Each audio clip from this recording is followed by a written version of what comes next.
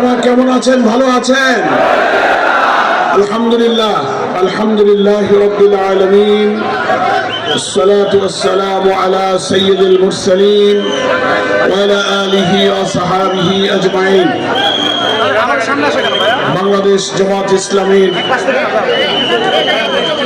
উদ্যোগে আজকে ফরিদগঞ্জ আসনে 11 দলের সমর্থিত জামাত ইসলামী মনোনীত প্রার্থী হযরত মাওলানা বিল্লাল হোসেন নিয়াজির দাঁড়িপাল্লার সমর্থনে আজকের এই নির্বাচনী সভার সংগ্রামী সভাপতি, মঞ্চে উপস্থিত সম্মানিত কেন্দ্রীয় স্থানীয় নেতৃবৃন্দ, প্রিয় সাংবাদিক বন্ধুগণ, বন্ধু 11 দলের রাজনৈতিক দলের সম্মানিত নেতৃবৃন্দ যারা মঞ্চে উপস্থিত আছেন, এবং আমার প্রিয় তরুণ ভাইরা এবং দেশবাসী ভাইরা, আমরা মহান আল্লাহর কাছে শুকরিয়া আদায় করছি আবারও সবাইকে নিয়ে, যিনি আমাদের প্রতি মেহেরবানি করে আমাদের তরুণ সন্তানদের জুলাই বিপ্লবের এক সাগর রক্তের পর হাজার হাজার ছাত্র জনতা আহত ক্ষত বিক্ষত চিহ্ন নিয়ে এখনো যারা আহাজারি করছে, তাদের সঙ্গে 18 কোটি মানুষের স্বপ্ন পূরণের জন্য আগামী 12ই ফেব্রুয়ারি নির্বাচনে এই জাতি একটি মানবিক বাংলাদেশ, একটি নতুন বাংলাদেশের অভিযাত্রায় যে এগিয়ে চলেছে।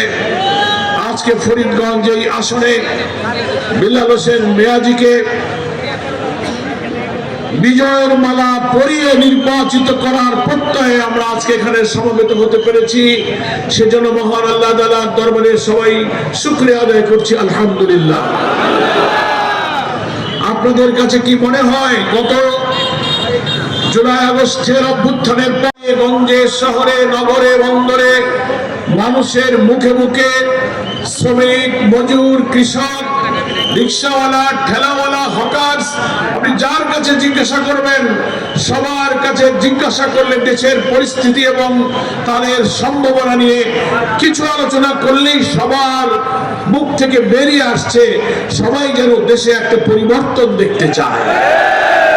আমরা সবাই একটা পরিবর্তন চাই, কি বলে? সেই পরিবর্তন অর্থ কি? পরিবর্তন মানে হলো যা ছিল তা আর চলবে না। যারা স্বাধীনতার 54 বছর পর দেশ পরিচালনা করেছেন, 3টি দল, নৌকা, লাঙ্গল, ধানের শীষ, সবার প্রতি শ্রদ্ধা রেখে বলি, সকলেই সততা, নৈতিকতা, চরিত্র, মানব সেবা, মানবতা, মনুষ্যত্ব, ন্যায় বিচার, সুবিচারের পরীক্ষায় 3টি দল ব্যর্থ হয়েছে। এই 3টি দলের কোন দলের প্রধানমন্ত্রী, মন্ত্রী, মিনিস্টার, দলের প্রধান নাকি মুখে হাত দিয়ে বলতে পারবেন যে আমার দেশ শাসনের সময়ে কোন দুর্নীতি আমরা করি নাই? এ কথা কি কেউ বলতে পারবে? বরং চ্যাম্পিয়নের রেকর্ড আছে, চ্যাম্পিয়ন। হাজার হাজার কোটি টাকা তারা বিদেশে পাচার করছে। জুডিশিয়ারিতে দুর্নীতি, পুলিশ অ্যাডমিনিস্ট্রেশনের দুর্নীতি, সিভিল অ্যাডমিনিস্ট্রেশনের দুর্নীতি, ব্যবসা বাণিজ্য, কাস্টমস, ভূমি অফিস, ইউনো, জাতির রন্ধে রন্ধে every sector of our state দুর্নীতি আমাদের বাসা বেঁধে আমাদের অর্থনীতিকে তছনছ করে দিয়েছে। আমাদের অনেক পরে স্বাধীন হওয়া মালয়েশিয়া, সিঙ্গাপুর আর অনেক উন্নত দেশের যারা দেশ বিদেশ ঘুরেছেন, তারা বলে তোমাদের দেশটা এত সুন্দর, সুজলা সুফলা, শস্য শ্যামলা, মৌসুমী বায়ুর চমৎকার এই দেশ, তোমাদের দেশ থেকে যদি তোমরা অর্থনীতিতে, রাষ্ট্র শাসনের দুর্নীতিটা যদি তোমরা বাদ দিতে পারতে, তোমরা পৃথিবীর একটা উন্নত দেশে পরিণত হতে পারতে। এটা আমাদের দুর্ভাগ্য। দেখলেন না, একজন প্রধানমন্ত্রীর পিয়ন, প্রধানমন্ত্রী নিজেই বলছে যে আমার পিয়নেরই ছিল 400 কোটি টাকা। তাহলে উনি ওই ভদ্র মহিলার কি অবস্থা ছিল আল্লাহ ভালো। আমার ভাইরা, ফলে দুর্নীতির অভিযোগ থেকে তিনটি দলের কোন দল মুক্ত নয়। এরপর হচ্ছে দলীয়করণ, বিচার ব্যবস্থায় দলীয়করণ, চাকরিতে দলীয়করণ, কোর্ট কাছারিতে দলীয়করণ, স্কুল কলেজ শিক্ষা প্রতিষ্ঠান প্রশাসনের যেখানেই যাবেন, যে দল যখন কর্তৃত্বে ক্ষমতায় থাকবে তার দলের লোক ছাড়া ব্যবসা বাণিজ্য লেখাপড়া বিসিএস পুলিশের চাকরি বিডিআরের চাকরি শিক্ষকতার চাকরি সেই দলের লোক না হলে কোথাও তার কোনো সুযোগ হবে না। ন্যায় বিচার ছিল না, জুডিশিয়ারিতে প্রচন্ড দলীয়করণ করে দেশের বিচার ব্যবস্থাকে ভেঙে ফেলা হয়েছিল। মানুষ খুন করবে, একটা দুইটা পাঁচটা সাতটা খুন, নারী ধর্ষণ, চাঁদাবাজি, মানব, যদি সে সরকারের ক্ষমতাসীন দলের কোনো লোক হয় তাকে গ্রেফতার করা হবে না, সে মুখ ফুলে ঘুরে বেড়াবে। যদি কোনো কারণে পুলিশ ধরে ফেলে 3 দিন 4 দিন পর কোর্ট থেকে তার জামিন হয়ে যাবে, নাকি বলেন? কিন্তু যারা কোনো অপরাধ করে নাই, লোক মানুষ, কোনো অভিযোগ নাই, জীবনে হারাম খায় নাই, মিথ্যা বলে নাই, চুরি করে নাই, চাঁদাবাজি করে নাই, এই সব সৎ লোকদেরকে শুধুমাত্র রাজনৈতিক উদ্দেশ্যে পলিটিক্যাল ব্যাড ইন্টেনশনে গ্রেফতার করে বছরের পর বছর কারাগারে আটকে রাখা হয়েছে। তাদের জামিন দেবে না। কোন ম্যাজিস্ট্রেট বিচারক যদি বিবেচনা করে একটু জামিন দেয়, চট করে হাইকোর্ট গিয়ে এসে জামিন স্টে করে দেয়। তাহলে কি হলো? বিচার ব্যবস্থার উপরে রাজনৈতিক কর্তৃত্ববাদী সরকাররা হস্তক্ষেপ করেছিল। প্রিয় ফরিদগঞ্জবাসী, আমি সংক্ষেপে বলতে চাই, আরো কয়েকটা মিটিং আছে। দুর্নীতি, দলীয়করণ, বিচার ব্যবস্থায় হস্তক্ষেপ, ভিন্ন দল মতের উপরে দমন পীড়ন সব দলের লোকেরা করেছে কিনা বলেন? তার দল যদি না করা হয় প্রত্যেকের উপরে তার মিটিং এ বাধা দেবে, তার অফিস ভাঙবে, মিছিলে লাঠিচার্জ করবে, গ্রেফতার করবে, অনুমতি দেবে না, ক্রস ফায়ার, রিমান্ড, আয়নাঘর, এই করে করে দেশের শ্রেষ্ঠ বড় বড় আলেম সব মানুষদেরকে তিলে তিলে তারা কারাগারে হত্যা করেছে। বড় বড় বরেণ্য আলেমদেরকে বৃদ্ধ বয়সে কারাগারে ফাঁসিতে ঝুলিয়ে হত্যা করা হয়েছে। ফলে ভিন্ন মতের উপরে দমন করে চলেছে। অর্থনীতি শেষ, হাজার হাজার কোটি টাকা বিদেশে পাচার করবে সিন্ডিকেট। এই কথাগুলো আমি কেন বলছি? এই জন্য বলেছি যে শুরুতেই আমি কথা বলেছি যে 3টি দল জনগণের শান্তি কল্যাণের জন্য রাষ্ট্রের দায়িত্ব নিয়েছেন, তারা 3টি দলই এই রাষ্ট্রের সুখ সমৃদ্ধির উদ্দেশ্যে দায়িত্ব পালনে নির্মমভাবে, নিষ্ঠুরভাবে, ঘৃণ্যভাবে, লজ্জাজনকভাবে ব্যর্থতার পরিচয় দিয়েছে। পরিবর্তন অর্থ হলো এই 3 দলকে না বলতে হবে, এই 3 দলকে না বলতে হবে। আমাদের সোনার ছেলেরা বিশ্ববিদ্যালয়ের আন্দোলনে জুলাই অভ্যুত্থানের সময় তাদের সবার মুখে স্লোগান ছিল উই ওয়ান্ট জাস্টিস, আমরা ন্যায় বিচার চাই। অর্থাৎ এই সমাজ, এই রাষ্ট্রে কোনো মানুষের ন্যায় বিচার নেই। যার অধিকার, যার যা পাওনা, সেই ইনসাফ থেকে জনগণ বঞ্চিত হচ্ছিল। সেই জন্য জনগণ ন্যায় বিচারের জন্য সার্বজনীন কোটি কোটি মানুষ সেই জুলাই অভ্যুত্থানের রাজপথে নেমে এসেছিল। আমরা তো তখন জেলে থেকে শুনেছি প্রতিদিন শত শত লোক নিহত হচ্ছিল। বিক্ষুব্ধ মানুষের উত্তাল আন্দোলনে রাজধানী ঢাকা অবরুদ্ধ হয়ে পড়েছিল, যে হাজারের উপরে মানুষের জীবন দিল, কত মানুষের মাথার মগজ বেরিয়ে গেল, কত মানুষের চোখ নাই, হাত নাই, পা নাই, এখনো কান্নাকাটি করছে, দেশে বিদেশে চিকিৎসা হচ্ছে না। এরা কি সবাই মন্ত্রী এমপি হওয়ার জন্য জীবন দিয়েছিল?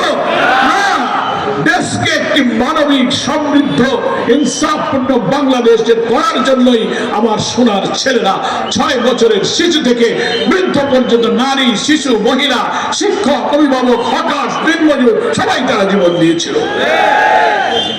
তাদের উদ্দেশ্য ছিল একটা পরিবর্তন তারা চায়। ফলে আমরাও 12 তারিখের নির্বাচন সামনে রেখে জনগণের মধ্যে একটা জোয়ার তৈরি হয়েছে। সবাই বলছে আমরা এখন পরিবর্তন চাই। পরিবর্তন মানে পিছনে যারা ছিলেন তাদের আর দরকার নাই, এখন নতুন কিছু চাই।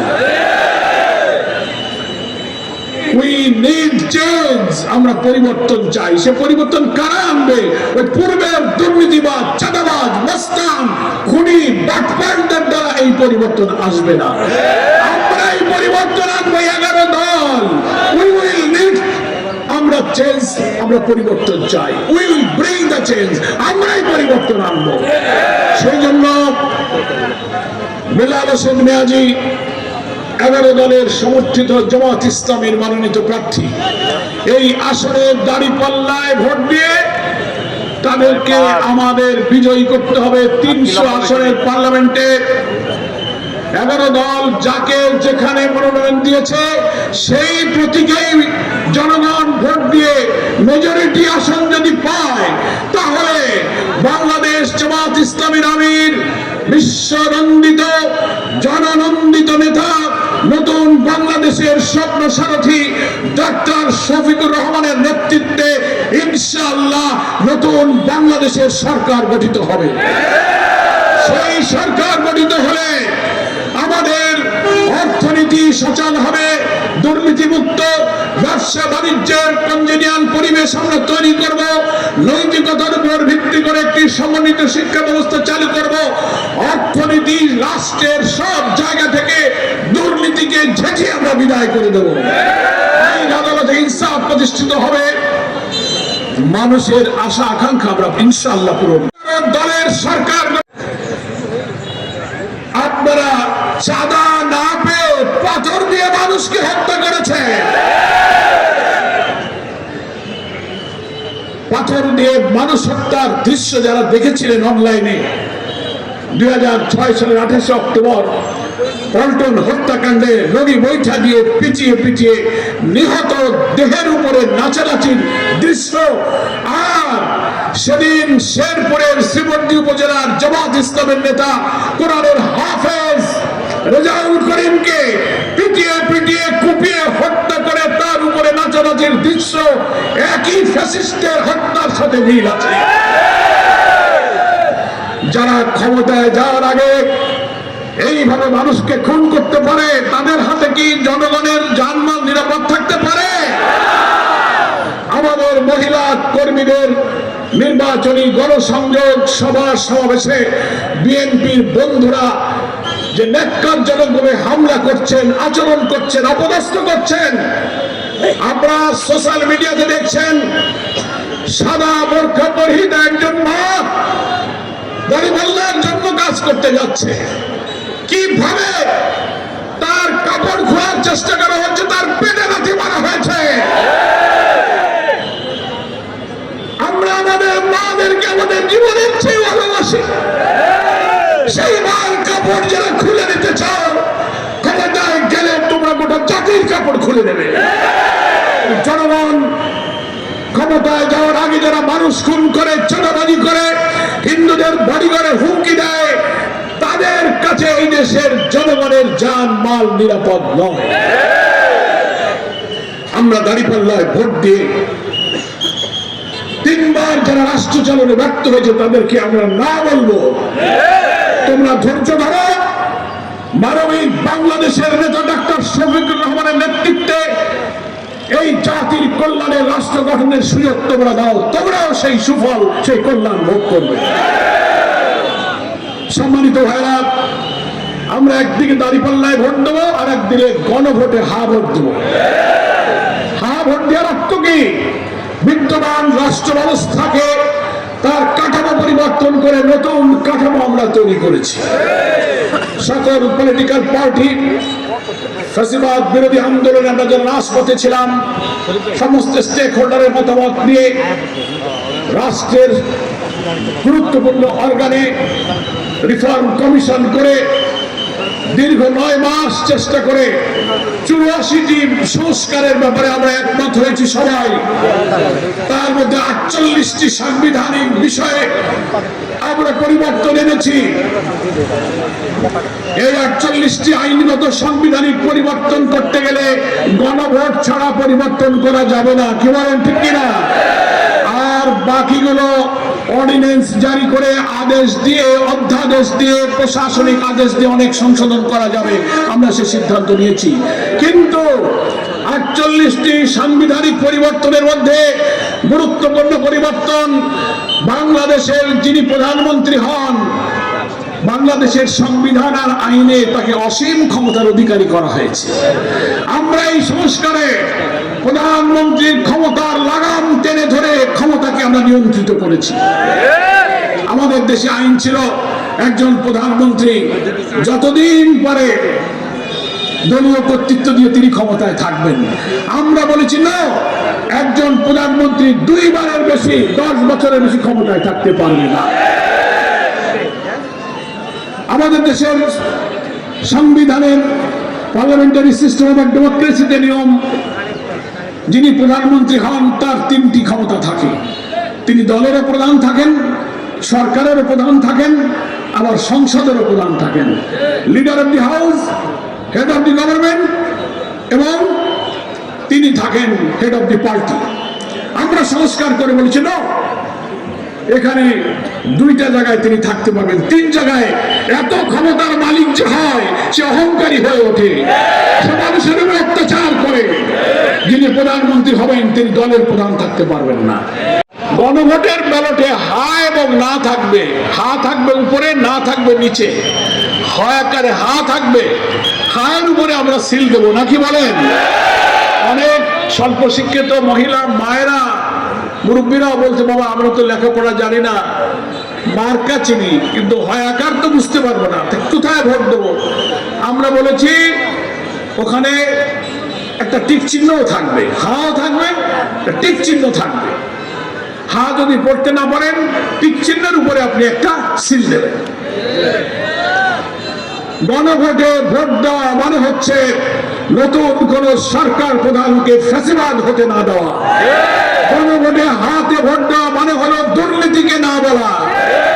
গণভোটে হাতে ভোট দেওয়ার অর্থ হলো কর্তৃত্ববাদী শাসন থেকে বাংলাদেশকে বাঁচানো। ফলে কেউ কেউ কোন কোন দলের নেতারা অনলাইনে নার পক্ষে ক্যাম্পেইন করতেছে। এরা হচ্ছে দুর্নীতি, দলীয়করণ, চাঁদাবাজ, আবার কর্তৃত্বে সেই শাসনে ফিরে যেতে চায়। আপনারা কি তাই দেবেন?